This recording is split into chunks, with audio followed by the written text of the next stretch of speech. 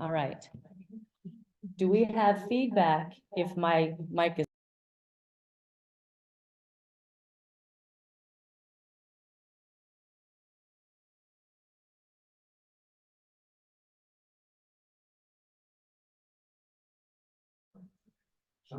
That was me twice.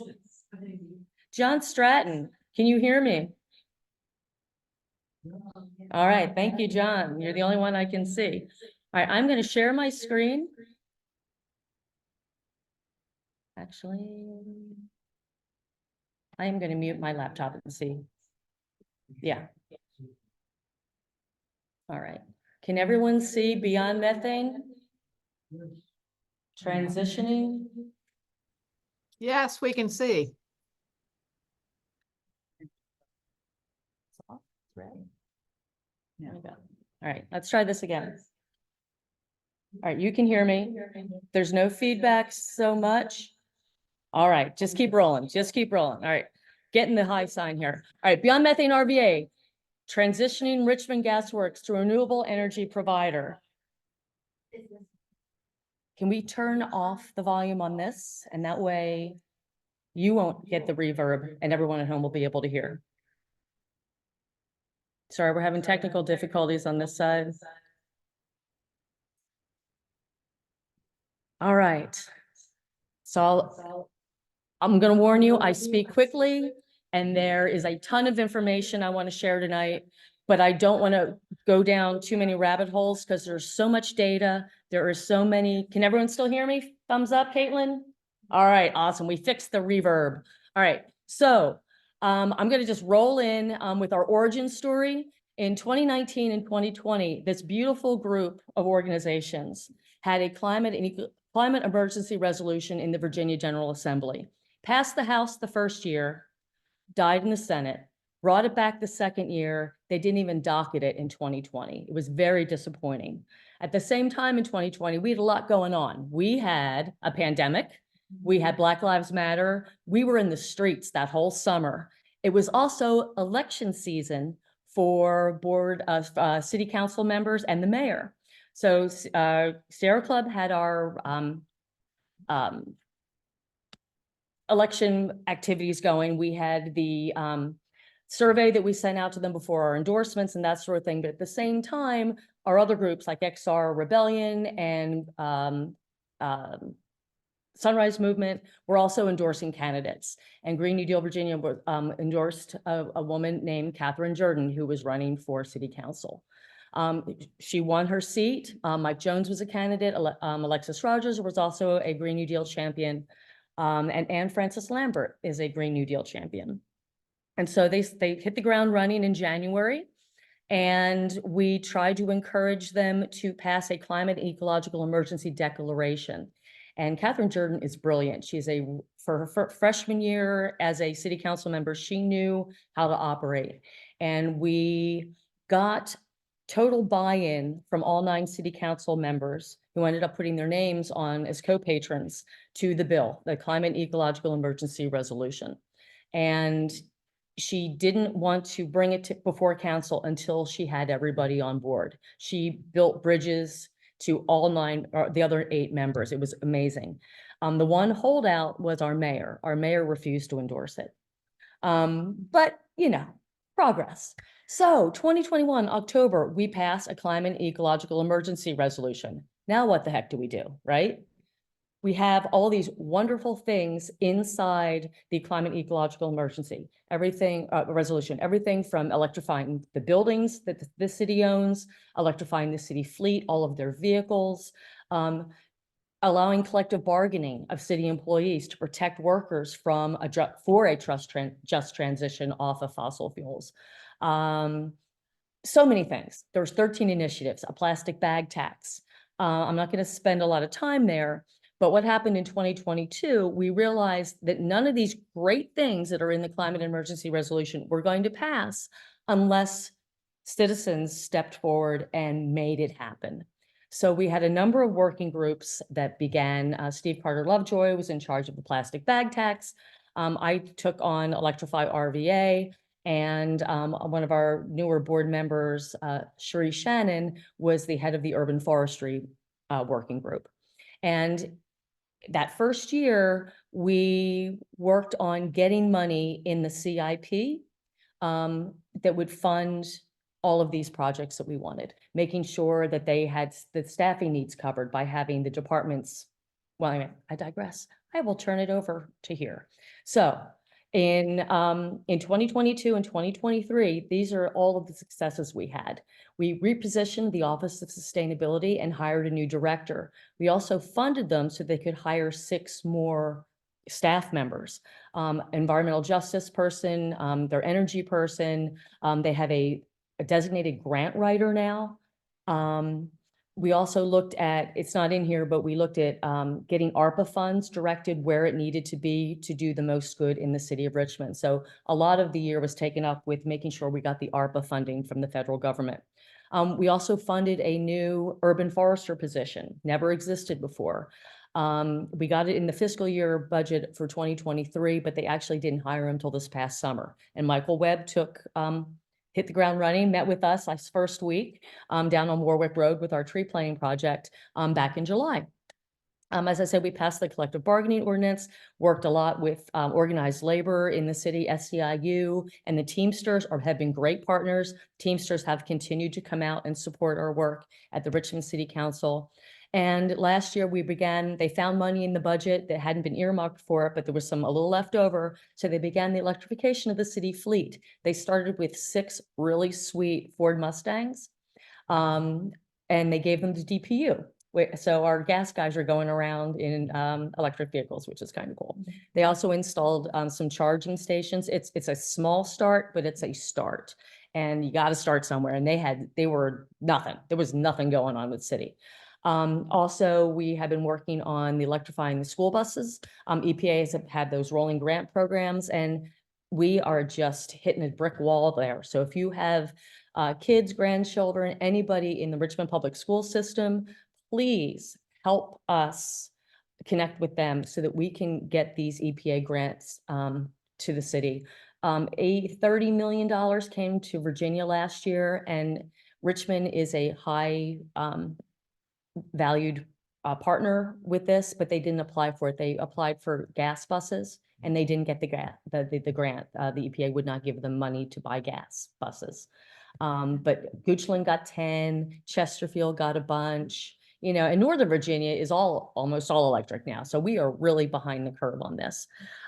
We joined the James River Soil and Water Conservation District. We started with Enrique Acropolis first, but the partnership just didn't work out. So Parker Agelesto helped us with the James River Soil and Water Conservation District. And that means that citizens of Richmond can apply for federal funding for stormwater projects to prevent erosion and flooding. Glenn, you might want to apply for something. Oh, you're in Chesterfield County. Rain gardens, but they'll help you build rain gardens and all that. Living roofs will help you do anything that cuts down on your stormwater runoff. And then also, after years of trying to get it across the finish line, we finally launched our CPACE program, the Commercial Property Assessed Clean Energy Financing Program. I've no updates on that, but it has been funded and it's a process. You have to apply for them, and it's mainly going to be for developers. But that's good, All right, moving on, page 6. Sorry, just want to make sure I stay on track. All right, so our 2 main working groups were Electrify RVA and Urban Forestry. And we realized after the first year of Electrify RVA that we really had a methane problem. Folks in Northern Virginia and DC who are in Washington Gas's service territory had already started a project that was financed from Sierra Club. And they're on Twitter, on Instagram talking about, and they were partnering with XR Rebellion up there, and they were very theatrical. They were doing all kinds of big things in front of City Council in DC. And we saw what they were doing and say, hey, why can't we do that here? So Glenn Bessa, our chief grant writer here, applied to, what's it say? Who are they? Grassroots Network at Sierra Club in December. of 2022. And in January, we knew we got it and we hit the ground running. So we started our detection project right away. And our very first,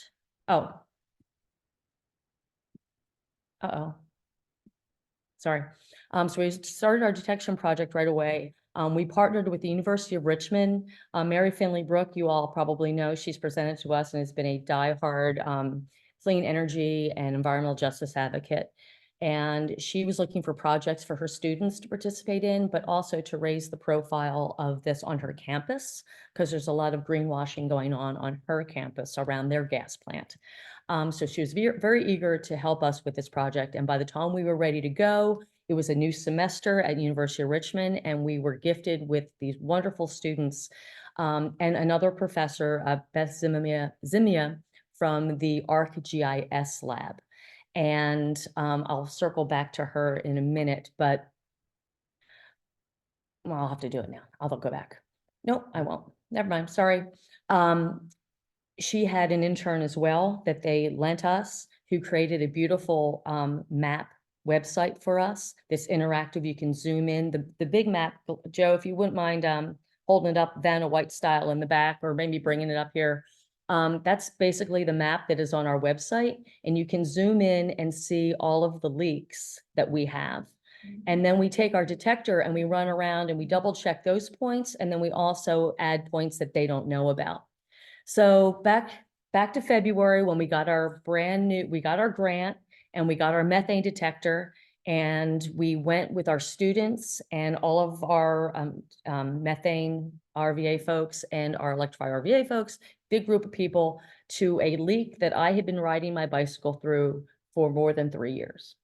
If you ever go down Grove Avenue, when you hit Wilton and Seneca, there are 2 major leaks there.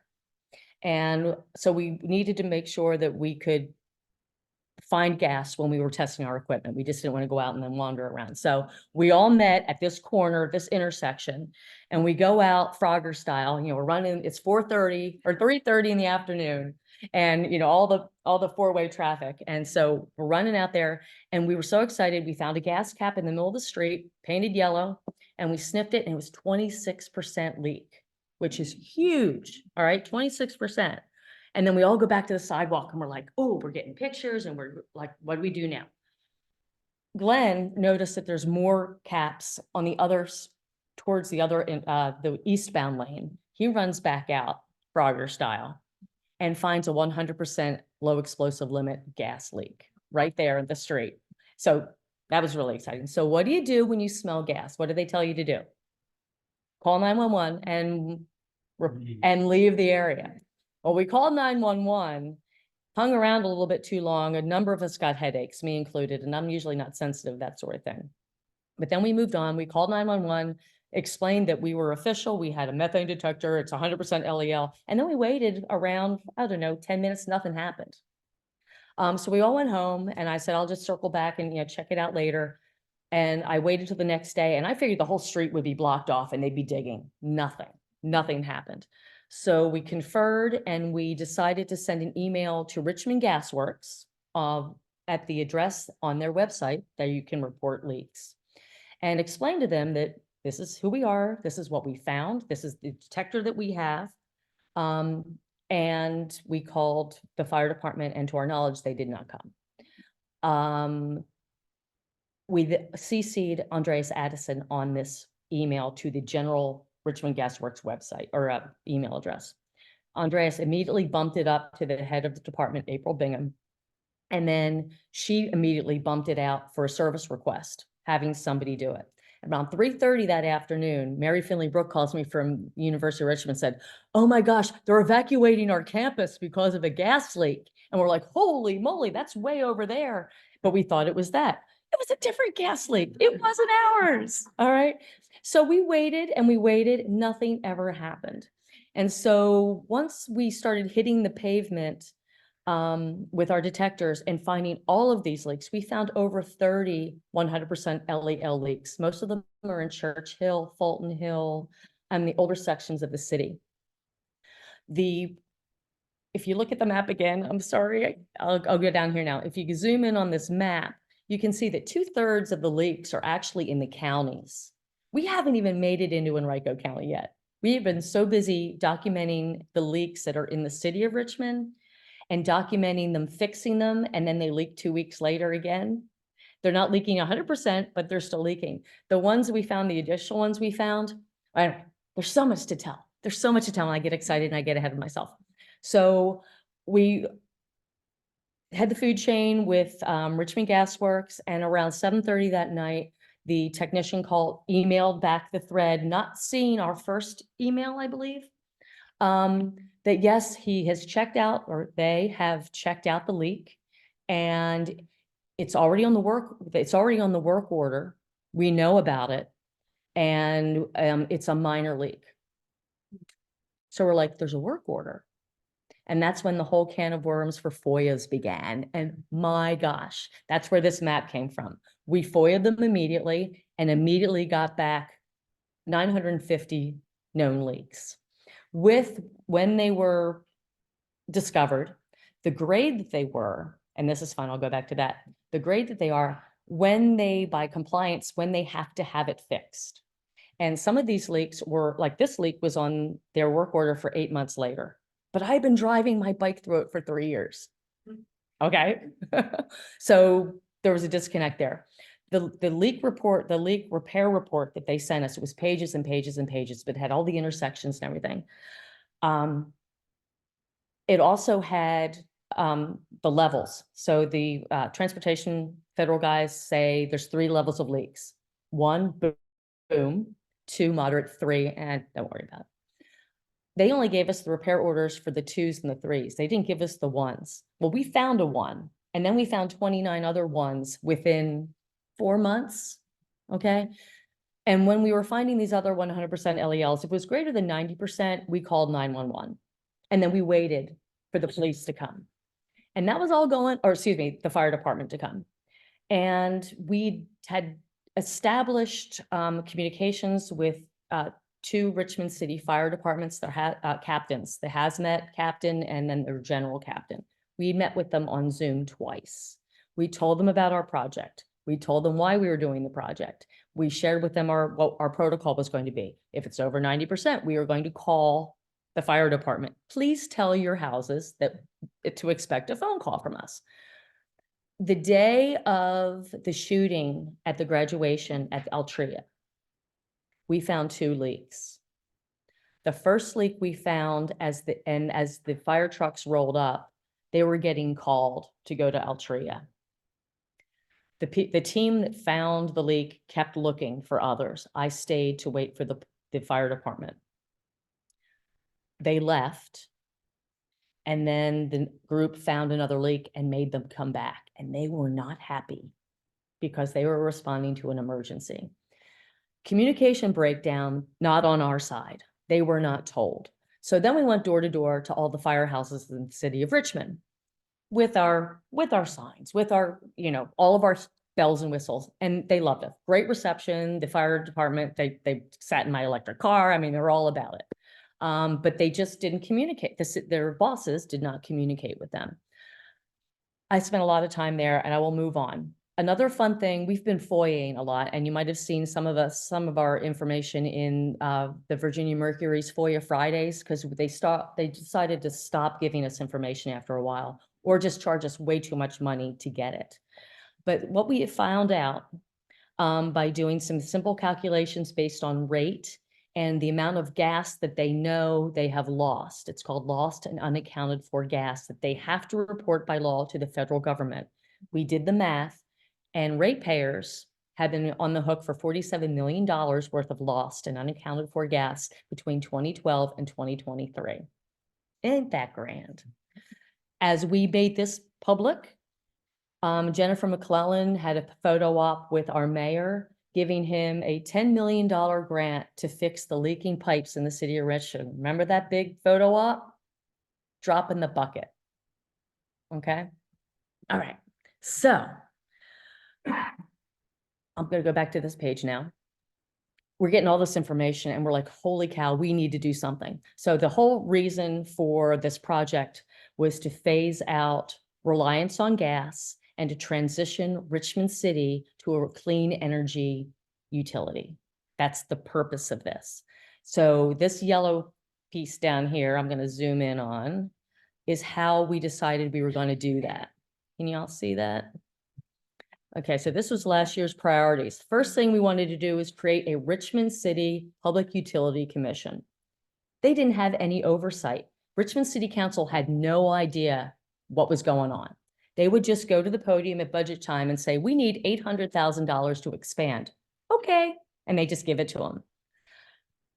So the first thing we did was last year, this was the only thing we succeeded in doing, is we aided in the passage of a new commission. It's actually a Public Utility and Services Commission. It's very broad. It's going to look at water, wastewater, gas, among other things. But the rest of our plan is we need to stop subsidizing new gas connections. Currently, existing ratepayers are being charged to put new gas pipelines out into, in Rico County and Glen Allen and Hanover, wherever they want to go. We're paying for that installation of that infrastructure. We want them to repair, not replace leaking pipes, because to dig them up and replace them is like $2.3 million a mile. So we don't want them to do that, because that's a waste of money, because the ground's just going to shift and they're going to leak again later. Doesn't matter. It's not like all of these pipes are not old. Some of them are just on very unstable, thank you, ground. And all you need is a heavy rain and it goes boop and you got a leak. We want them to change their business model by offering on-bill financing to facilitate electrification. And we want them to stop allocating money in the CIP for new business to expand their gas infrastructure. One of the things we found out by going to the government ops meeting regularly, when Richmond Gasworks was presenting their budget requests, they want to expand into Goochland County. They're currently not really operating there. They can't fix the leaks that they have, and they want to build more. Joe alluded to a utility death spiral, and what's happening is their current footprint has basically leveled off. They haven't really gotten any new customers since 2006. And what that means is they're not generating new revenue. And with these better high efficiency appliances, and especially what's going on in the federal level with electrification, getting heat pumps and electric heat pump water heaters, and they're actually losing not clients, but the demand is much lower. So the only way they continue to make money is by putting more pipes in the ground. It's similar to the Mountain Valley Pipeline. They get a return on their investment just by digging the hole and putting a pipe in it. But we're the ones giving them that return on their investment. All right. We also want them to implement an energy efficiency program, and that's next. That's coming up this year. That's the number one thing we want to do for next year. All right. I'm going to get this back down to a reasonable size. And I only have one more slide. More analysis. We need to keep digging into the data. In 2024, we need some policy changes that will require ordinances, but also just policy within the department, the way that the culture of the department. We need to increase our outreach to community members and other organizations and collaborate with them. We want to have a symposium as soon as we can organize it with other small groups like ours across the country that are doing this work. We know of Beyond Gas DC, but there's got to be others out there. And ta-da! We also have a plan to a larger plan to transform Richmond Gasworks. This is a link that will take you, if you want to look at it. We have a QR code here that will take you to this document later if you would like to see it. And I hope I just didn't. Oh no, there we go. Back to where I wanted to be. The next thing we want to do is find a patron for the Energy Efficiency Code Amendment, stop expansion of Richmond Gasworks service area into Goochland, which I already mentioned, require new gas connections, pay their share of infrastructure costs, discontinue allocation for new business in the CIP to gas infrastructure, and then answer some outline economic questions. They really dig into Richmond Gasworks finances and their depreciation schedule, which means nothing to me, but luckily there are smarter people in our group than me, and calculate the cost per ratepayer for the Goochland County expansion. So we can really bring it home to existing ratepayers what that expansion would cost. And we need to do it quickly because the mayor's budget is going to be coming out at the end of this month.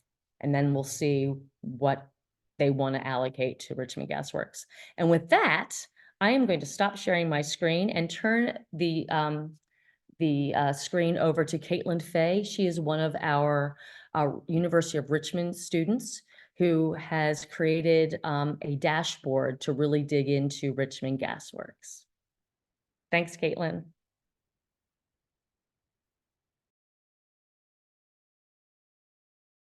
There we go. Hi, everybody. Caitlin, we can't hear you. Can you hear me?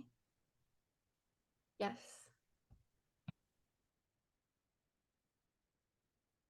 Maybe. No. Yes.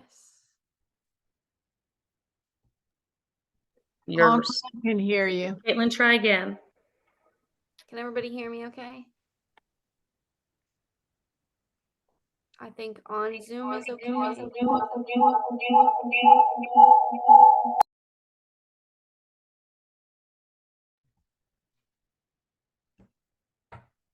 How about now? Yes. Yes. Okay. All right. Thank you so much for having me. As Lee said, I'm a current senior at the University of Richmond. I am one of Dr. Finleybrook's students, and so I focused my senior capstone research on Richmond Gasworks as a utility, as a lot of problems. And so that's what I kind of wanted to share with you all today, and what I found through that research. So maybe there we go. Just brief overview of what I'm going to be going over: an intro to Richmond Gasworks, why do we care, and then into my research about how I did my research, and then what exactly came out of that research. So as Lee mentioned earlier, Richmond Gasworks is a division of the DPU of the city. And it's also the only entity in the city of Richmond with rights to operate pipelines in its service area. So that map that you see of its service area, it is the only entity that is allowed to operate any kind of natural gas pipelines, meaning that economically there is no competition. They can do really whatever they want. So I chose to create what's called a utility scorecard in order to evaluate Richmond Gasworks. So a utility scorecard really broadly is just a brief way to do a lot of things: communicate data, evaluate a utility on a lot of different scales, track its performance. How is it serving customers? How is it doing its job? Encourage improvements, and also just benchmark data. So it's a really easy way for data to be presented in a way that's accessible, which I think is really important, especially when you get to talking about natural utilities. It's very difficult to understand the data. So having it be presented in a digestible way is something that I always feel is really important.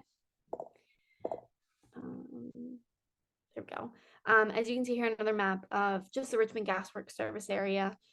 It's really widespread. And for anyone that would live in this service area, they have no other alternative if they were to want natural gas and not go through Richmond Gasworks.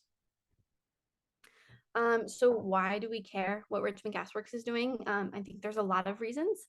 But customers and neighbors really can't make big, important decisions about their health and safety without credible information from Richmond Gasworks.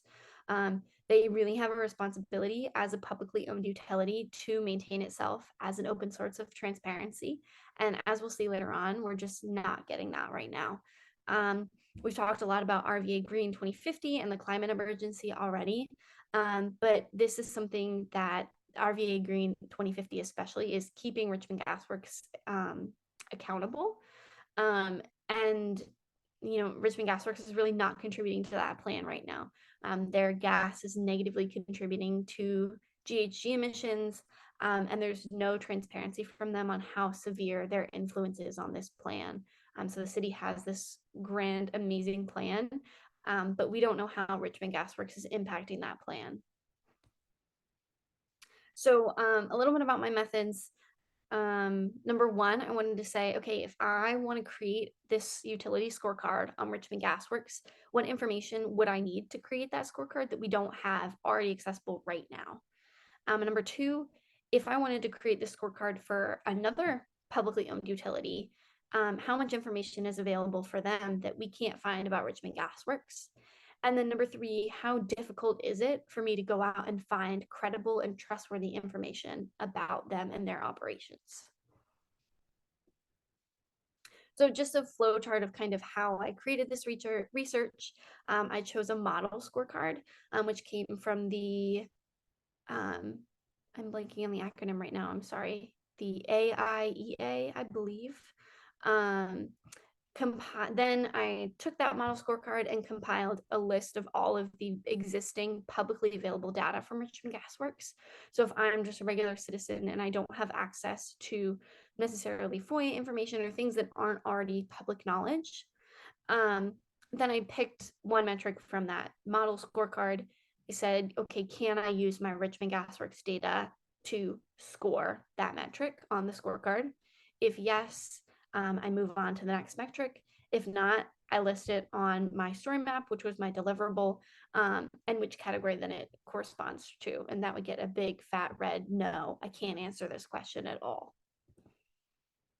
So I did all of that. I went through 16 total categories for Richmond Gasworks, and then I compared them to Nevada Power, which is a publicly owned utility out in Nevada that services the Las Vegas area and its surrounding suburbs. So out of 16 total categories that I could score Richmond Gasworks on, I was able to score 4. So 25% was able to say, yes, I can answer this question. That's not even considering, okay, what is that score? Is it a high score? Is it a low score? Is that something that they're doing positive impact or negative? That's just, can I answer the question at all?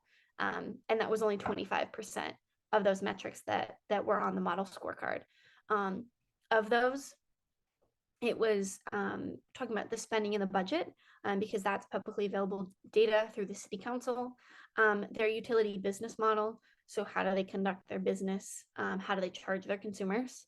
The language access. So what sort of languages are they making their information available in? If we have a population in Richmond that speaks only Spanish, can they read Richmond Gasworks materials? And then your utility shutoff rates. So how expensive is it to shut off their utility and how many people are shutting it off?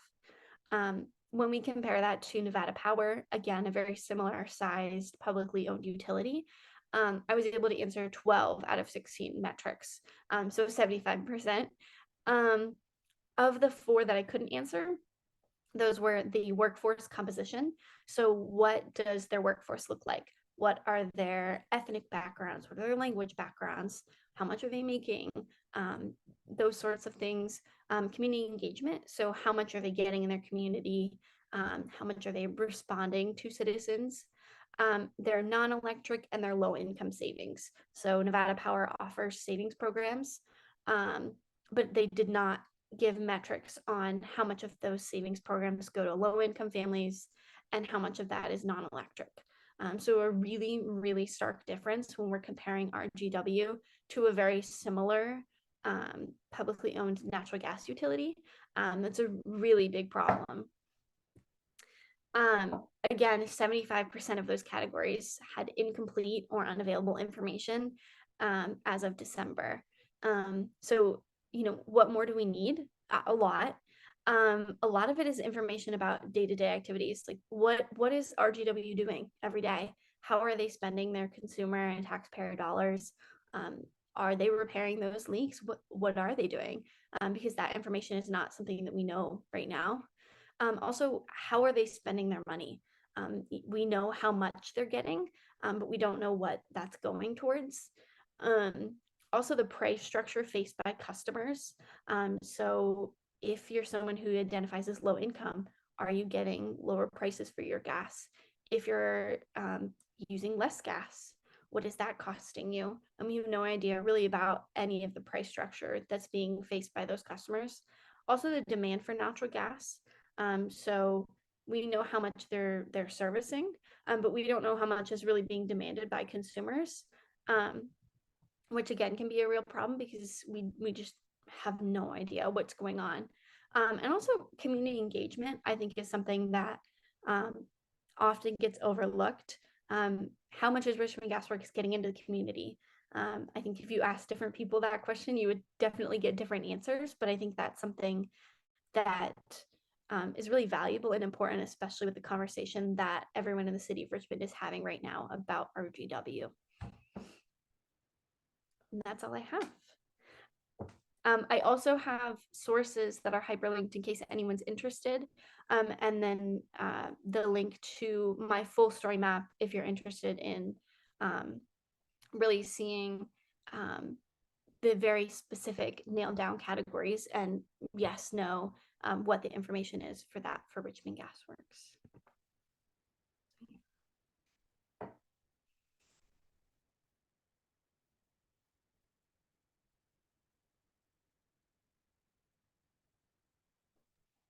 Trying not to get the mic too close. Can y'all hear me again? Okay, thanks, Caitlin. That was awesome. We have opened up the floor now for questions. That's a lot of information. It was like a fire hose. I tried to warn you. Go ahead, Bruce.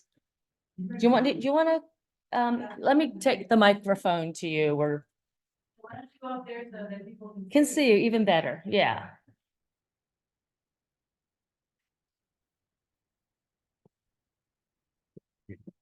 Okay, question ahead. You mentioned, I believe it was LEL or acronym you used, and you said it was up like at 100. And I wonder if you just relate that to the possibility of something exploding if there were a spark Yeah. or something. You mentioned a number, but I wasn't quite sure the significance of what that meant. Excellent The question. other question, Yeah. are the lines when they've been buried or recently, are they a foot or two or 5 or 10 or different depths? Or I know, you know, I'm not sure. I see them digging big holes. I don't know how far they have to go to get to the gas lines. Gotcha. Great questions. I'm sorry I didn't really explain that as well as I could have. So LEL, basically 100% means it's the low explosive limit, which in your mind makes you think it's going to go boom. In reality, it's more like a pilot light in your stove or your fireplace.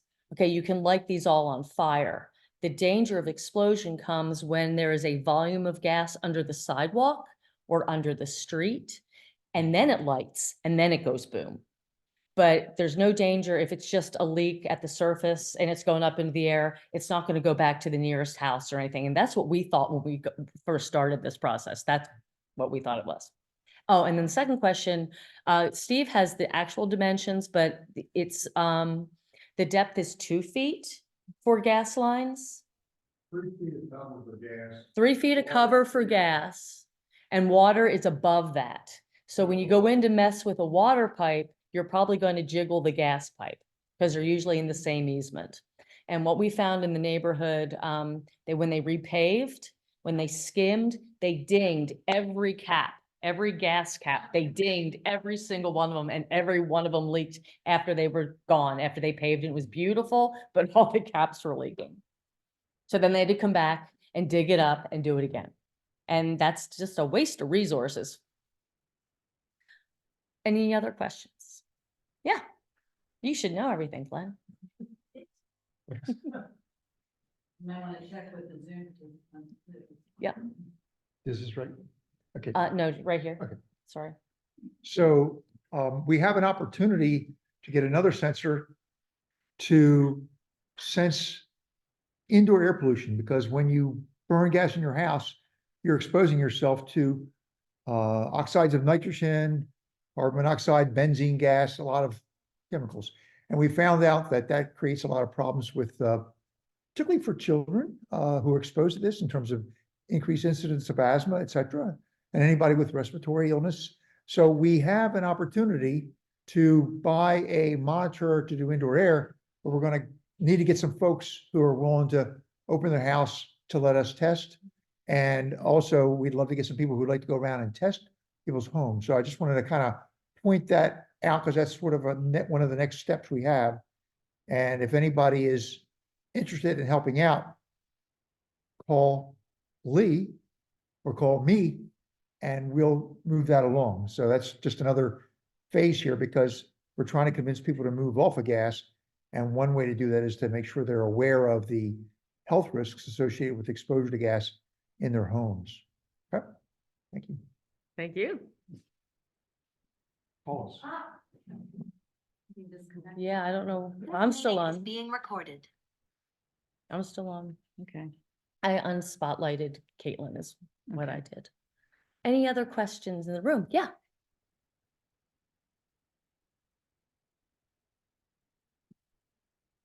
Nothing in the chat so far.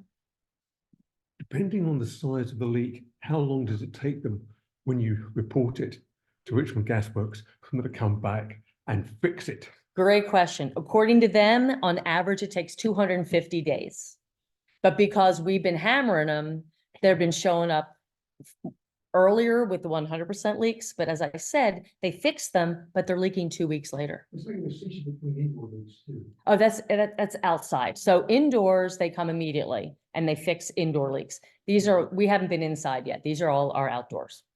Yeah. All right. It was a lot of information. You guys hung in there. I tried not to get too dense, but there was so much to talk about.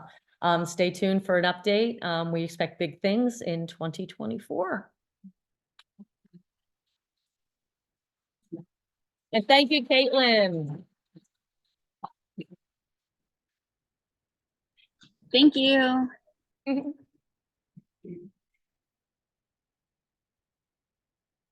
Just stand in front of my laptop, Joe. Yeah, well, I'm looking Oh, for it. another question. Yep. No, I'm gonna see if I can share my screen and. It's an empty screen, Joe. Can't have an empty screen. I've got it here. Okay, just do it there. That's gonna take me too long. All right, everyone, very great presentation. And now we just have a few announcements. I'll start with the fact that our next meeting, our next monthly program will be here at Congregation ORME on April 9th. And the speaker is going to be Reggie Stewart, Second Assistant Chief of the Chickahominy Tribe. Recorded. Yes, it is. Reggie Stewart, Second Assistant Chief of the Chickahominy Tribe, is going to be our speaker on April 9th. Before then, we are going to be having a presence at some community events like the Easter Parade on Monument Avenue on March 31st.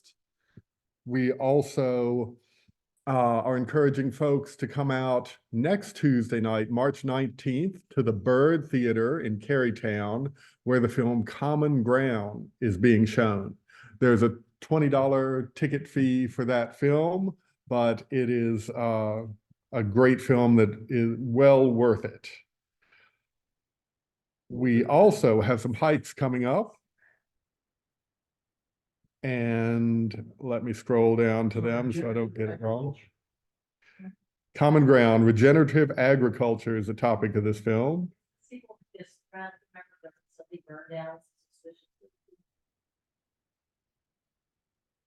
All right, we have, and if Doug or anybody wants to say anything more about the hikes I'm mentioning, please feel free to come up. But on March 30th, Saturday, March 30th, there's a hike at 10 a.m. at Beaver Lake at Pocahontas State Park, 10 a.m. to noon on Saturday, March 30th. That's the day before Easter. On April 7th, again, 10 a.m. to noon, there's a hike at the John J. Radcliffe Conservation Area. That's on the Appomattox River. And that should be a beautiful hike.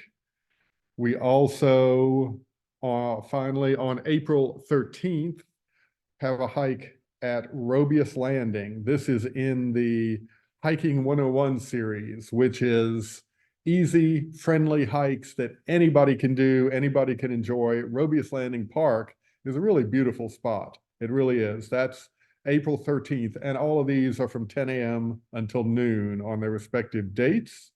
This coming Saturday, March 16th, there is a cleanup the Richmond Clean City Commission is having a spring cleanup at Roy West Park on 800 Forest Lawn Road. And that is at 9 a.m. and they will provide the supplies, the pickers, the gloves, and it is to clean up Roy West Park. I think that's everything in the announcements, unless anybody would like to make an announcement. And if those of you who are here, if you sign up in the back, you will be added to our mailing list to receive these beautiful newsletters, which has all this information in it. Come on up. We do have an announcement from Tyler Madison. You can see it on Zoom. Okay, good evening, and I'm Tyler Madison, the chair of the York River Group, and we're going to have a program on Zoom, and you're all invited if you'd like to tune in on Wednesday, March the 20th, 7 o'clock to 8 o'clock, and Eileen Wall will be doing the presentation called The Good, the Bad, and the Breezy about offshore wind. So it should be very interesting and exciting. So tune in if you'd like to. Will that be on the calendar, the Sierra Club calendar? Right. that people can- Plus, I'll send it to Siobhan too, Okay. but it'll be on the chapter events calendar as well. Thank All you. right. Thank you, Tyler. And Glenn. Panic duo. As many of you know, we're fighting a gas plant that Dominion wants to build in Chesterfield County. They plan to, guess what they plan to do about greenhouse gas emissions in the state of Virginia. Anybody have any idea? You think they're gonna reduce their greenhouse gas emissions or increase them? Surely they're going to reduce them. Go ahead. Well, believe it or not, they actually plan to double their greenhouse gas emissions. They're basically saying, we don't care about climate change, screw you, we're gonna double greenhouse gas emissions and build more gas plants. And so the first one is in Chesterfield County. We believe that we can stop this by getting the zoning denied. And so the Board of Supervisors is our target. And we're gonna start showing up at their meetings en masse. And that will start on April the 24th. That's a Wednesday at 6 o'clock. So put that on your calendar. We'll have no gas plant t-shirts. And we plan to turn out crowds until they vote no. We expect that probably will vote in June or July. So it's time to start turning up the heat. Electric heat, not gas heat. On Dominion Energy and the Board of Supervisors in Chesterfield County, let them know we want to be cutting greenhouse gas emissions, not doubling them. Thank you. 6 o'clock on the 24th. If you live in Chesterfield, great. If you don't, that's okay too. But if you have friends in Chesterfield, let them know. They can contact me and I'll be happy to plug them into more information. So we'll be getting the word out and we'll have those nifty bright red t-shirts to say no gas plant with a cool logo. And I'm suspecting that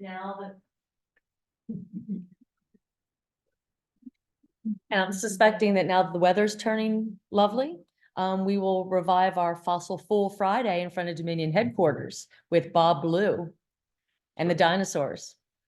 Come catch the act. Thank you. Yes, Aileen. We're going to have an announcement from our ex-com member, Aileen Rivera, next. And I'm Aileen Rivera, and I just want to share Henrico County is having their planning commission is reviewing a case for data center in Sanston, and it's been deferred from March 14th to April 11th. Henrico County residents, please, but actually this involves everybody because the data centers are coming all over the place. So if you can go to the Planning Commission on April 11th, keep your eye on what's happening with it. We do announce on the Sierra Club page, on the Falls of the James Sierra Club page, and also you can look up in Henrico Conservation Action Network page.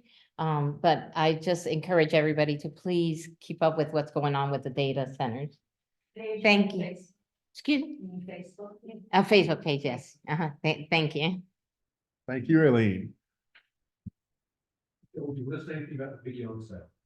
Yes. Yes, I would like to mention that the big yard sale will be happening again this year at University of Richmond.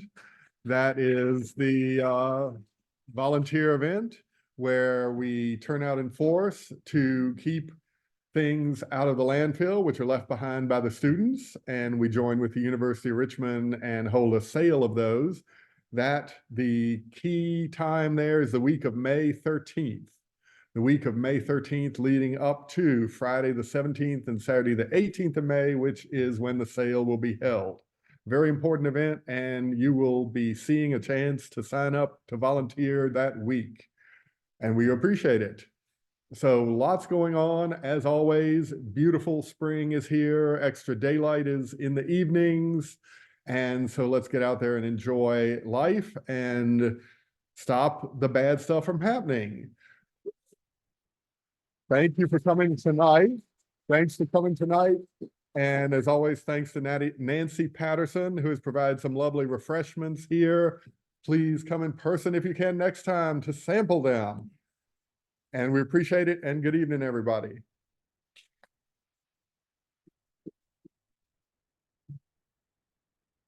Yeah, the recording. Here, I've got to do it this way.